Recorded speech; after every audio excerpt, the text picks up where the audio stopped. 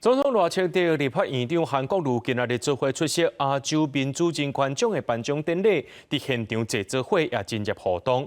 有媒体报道讲，赖总统要感谢韩国瑜代表台湾参加明年1月美国总统当选人 Trump 的就职典礼。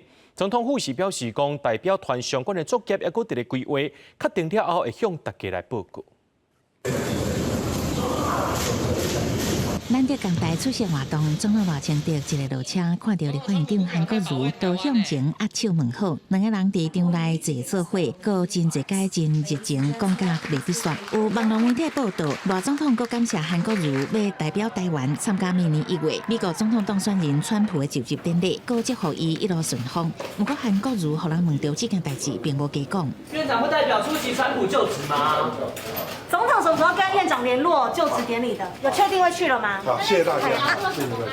对这件代志，总统府回应，目前代表团相关作业还搁伫规划，听候确定了后，会正式向国人报告。韩办是回答尊重总统府的安排甲宣布的时间。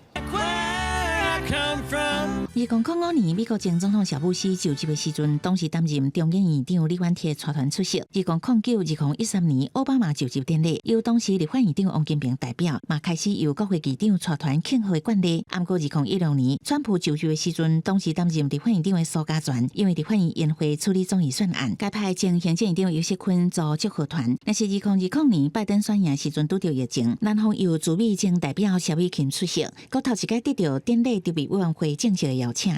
让持续紧张超过半年的朝野关系获得舒缓。韩院长不仅是不二人选，当然也是最佳的人选。这是赖清德总统的一小步，也是未来有更多可能的一大步。我们敲定1月21号是会期的最后一天，所以大家只要按表操课，那要善用朝野协商的平台。那如果这样的话，韩院长要代表总统的使团出访，那我们当然都觉得只要议程安排得当，那这些都可以来支持。国民党立委表示真赞成，因为若是赖总统指派韩国瑜去美国，就会当缓解朝野紧张关系。